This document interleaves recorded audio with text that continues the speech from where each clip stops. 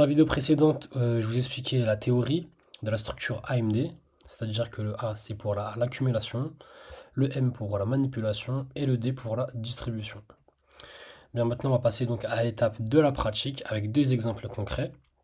Alors là, premièrement, on va passer sur un exemple sur le Bitcoin pour vous montrer en fait que ce schéma, on le retrouve un petit peu partout dans n'importe quel actif et qui se répète vraiment encore et encore. Donc là, je vous ai tracé donc en jaune. Ce bloc en jaune, c'est quoi? C'est l'accumulation, c'est-à-dire qu'en fait le prix il range entre une zone de support, ici, comme vous pouvez le voir là, et une zone de résistance qui est plus haut. C'est-à-dire qu'en fait le prix ne donne pas vraiment de direction, il stagne dans cette zone. Du coup là c'est la première phase, c'est la phase d'accumulation. C'est-à-dire en fait que c'est les gros acheteurs entre guillemets qui prennent leur position discrètement. Quand je dis les gros acheteurs, c'est par exemple les institutions financières, les banques ou encore les hedge funds. Du coup, là, en vrai, vu qu'on a vu la première zone d'accumulation, on va attendre tout simplement la manipulation, puisque tout va dépendre de la manipulation. Parce que si on voit on a une manipulation baissière, dans la distribution, forcément, on sera haussière. Et inversement, si on a une manipulation haussière, dans la distribution, on sera baissière. Et c'est dans la distribution qu'on va rentrer en position. Du coup, on laisse le marché couler.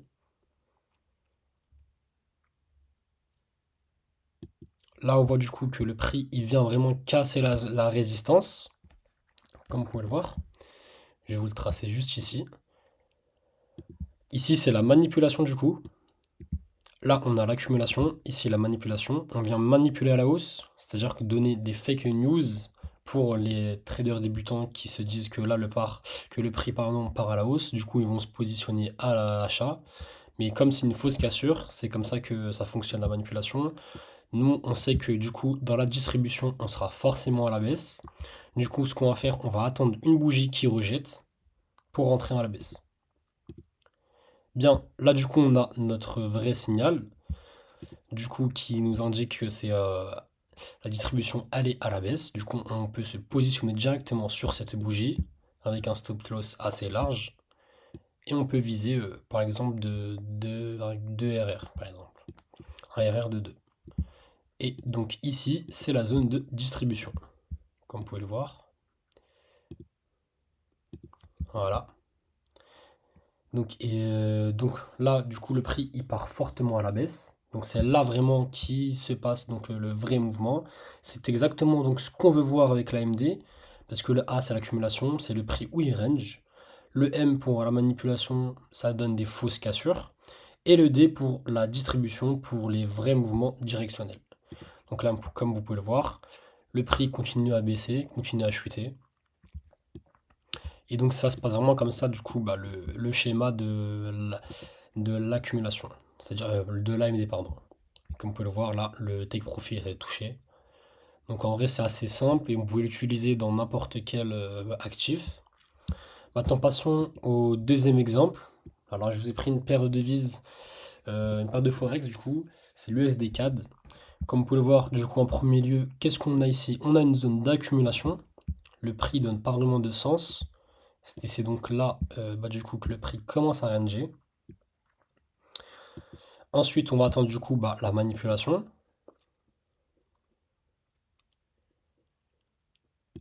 Voilà.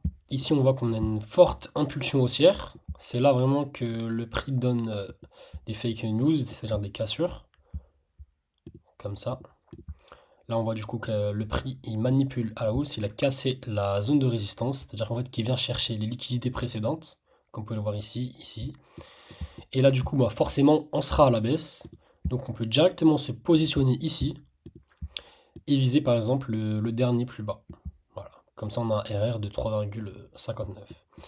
Donc ici, c'est la zone de distribution, pardon. C'est là en fait où le prix il va repartir fortement à la baisse. C'est ici donc qu'on retrouve aussi exactement la même logique. Donc l'accumulation, la manipulation et la distribution. Et là, comme on peut le voir, le prix il chute fortement voilà, à la baisse. Donc en fait, ces deux exemples montrent bien que la structure AMD est en fait universelle. C'est-à-dire qu'on peut l'utiliser dans n'importe quel domaine, dans n'importe quel actif. Que ce soit donc sur le Bitcoin ou sur une part de Forex comme l'USD CAD ou sur n'importe quel autre marché. On va toujours retrouver ces trois étapes. En premier lieu, l'accumulation, la manipulation et la distribution. C'est vraiment ces trois étapes qui sont vraiment cruciales. Ils sont vraiment très très importantes. On ne peut pas avoir par exemple la manipulation et la distribution. On ne peut pas avoir juste ces deux-là. On est obligé d'avoir ces trois étapes. Et par exemple, on ne peut pas avoir aussi l'accumulation et la manipulation sans la distribution. C'est vraiment trois étapes qui marchent vraiment ensemble.